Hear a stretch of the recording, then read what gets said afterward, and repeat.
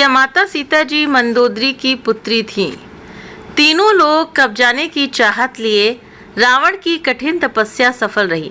महाबली रावण के तप से जो तेज उपजा उससे सारा संसार जलने लगा। सभी देवता घबराए हुए ब्रह्मा जी के पास पहुँचे। देवताओं ने मिलकर ब्रह्मा जी से कहा कि इस स्थिति से जल्द निपटना होगा, वरना हम सब भस्म हो जाएंगे। तो ब्रह्मा जी तुरंत रावण के पास पहुँचे और पूछा कि इतनी कठोर तपस्या क्यों कर रहे हो। ऐसा ब्रह्मा जी ने रावण से पूछा। तपस्या छोड़ो, अब वर मांगो। तो रावण ने ब्रह्मा जी से कहा, मैं किसी से कभी न मरूं, मुझे अमर होने का वरदान दीजिए। तो ब्रह्मा जी ने कहा, ये असंभव है, जो पैदा हुआ है वो मरेगा, यही सृष्टि का नियम है, कुछ और मांगो। तो ब्रह्मा जी को वर देने में असहाय देख रावण ने कहा, ये वर नहीं दे सकते तो ऐसा वर दीजिए कि मुझे सुर, असुर, पिशाच, नाग, किन्नर या अप्सरा कोई भी ना मार सके। मानो तो मुझे क्या मार सकेगा, पर जब मैं अपनी कन्या को अपनी रानी बनाने पर आऊं तब मेरी मृत्यु हो। तो ब्रह्मा जी ने ठीक है ऐसा कहा और ब्रह्मलोक चले गए। अब यहाँ पर वरदान पाकर मदमाता रावण जो था वो तप खत्म कर विजय अभियान पर निकला। उन दिनों दंडकारण्य में बहुत से ऋषि मुनि रहते थे। तो रावण सैनिकों के साथ वहाँ से गुजरा तो उसने उनको जीतने के लिए उन्हें जान से मारने की बजाय उनको दंड देना यानी कि डराना और इसके लिए उनका खून निकालना ही बहुत समझा। तो रावण के सैनिकों ने ऋषियों के शरीर में गहराई तक वाण चुभोकर खून निकाला। अब इस खून को रखे कहाँ?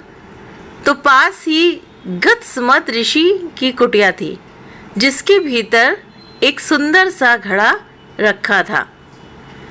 तो गुत्समत हवन के लिए लकड़ियां लेने जंगल में गए थे।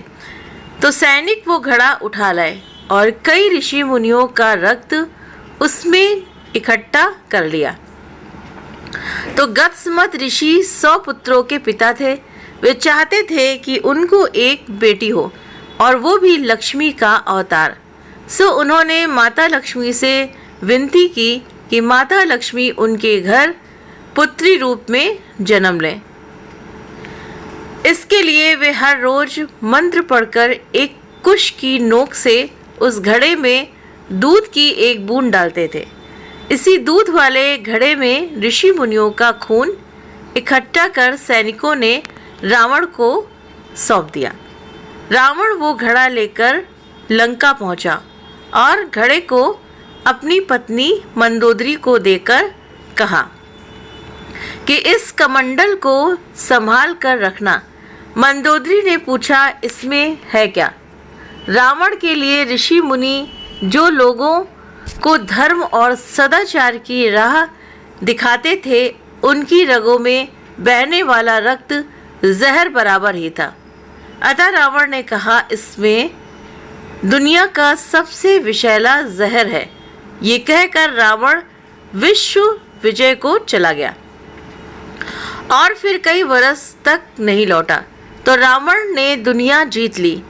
ताकत के घमंड में चूर उसने दानवों, यक्षों, गंधर्वों की सुंदरतम कन्याओं को अपने साथ ले जाकर मंदराचल, हिमवान और मेरू जैसे पर्वतों और जंगलों में मौज बनाने में मशगूल हो गया।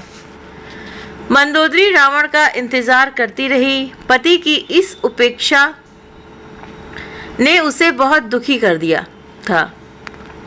दूसरी स्त्रियों के चक्कर में अपनी प्रिय पत्नी की बरसों खोज खबर न लेने के चलते उदास मंदोदरी ने आत्महत्या का रास्ता चुना। तो मंदोदरी को रावण द्वारा दिए गए विषैले घड़े की याद आई। अब क्या था कि उसमें जो भी काला काला सा तरल था उसे विष समझकर मंदोदरी एक झटके में पी गई। तो उसे पीने के बाद मंदोदरी मरी नहीं। ऋषि गतस्मत द्वारा घड़े में मंत्र पढ़कर डाले गए दूध की 2-4 बूंदें और माता लक्ष्मी का प्रभाव खून पर हावी रहा और उसके असर से मंदोदरी को गर्भ ठहर गया। कुछ दिनों बाद ये राज जब मंदोदरी पर उजागर हुआ तो वो घबरा गईं।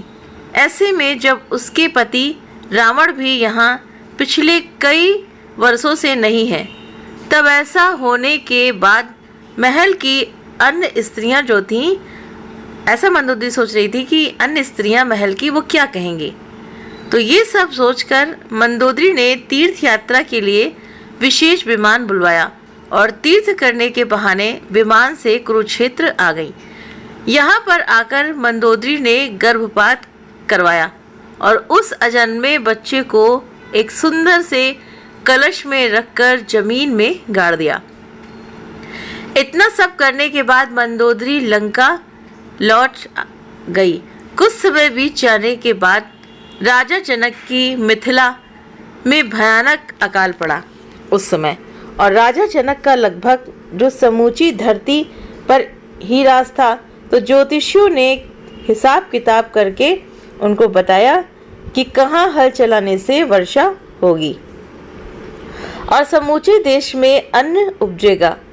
उन्हीं के कहने पर वे कुरुक्षेत्र गए और बताई गई जगह पर ही सोने के हल से खेत को जोता।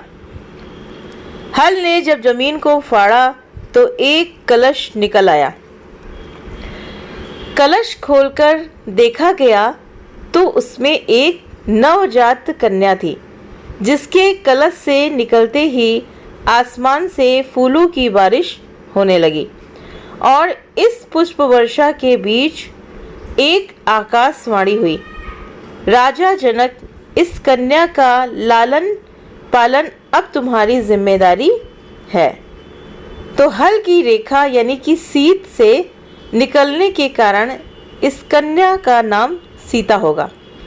तो क्या सीता जी वास्तव में रावण की बेटी थी? और ये बात रावण को पता थी। जैसा कि राम कथा के कई प्रसंग इस तरफ इशारा करते हैं, तो रावण ने ब्रह्मा जी से वरदान मांगते कहा भी था कि जब मैं अपनी ही कन्या की इच्छा करूं तब मेरी मृत्यु हो। तो सीता माता असल में किसकी पुत्री हैं? इन सब सवालों का जवाब देने में हम कहाँ सक्षम हैं, ये तो प्रभु ही जाने। हम तो बस जो कुछ विद्वानों ने उनकी लीला को धर्म ग्रंथों और पुराणों में खंगाला है, उसको जस का तस रख सकने भर का ही काम हम कर सकते हैं। बाकी निर्णय आपका। श्रोत अद्भुत रामायण। तो उम्मीद करते हैं कि आप सभी को ये पता चल गया होगा कि सीता जी मंदोदरी की पुत्री थी कि नहीं थी। तो इस कहानी को आप ज़रूर लाइक करें, वीडियो को पसंद करें। अगर आप चैनल पर पहली बार है तो सब्सक्राइब करना ना भूलें। इस कहानी के बारे में आप सभी की क्या राय है तो प्लीज़ आप मुझे कमेंट करके भी ज़रूर बताएं। आप सभी के सहयोग के लिए बहुत बहुत धन्यवाद।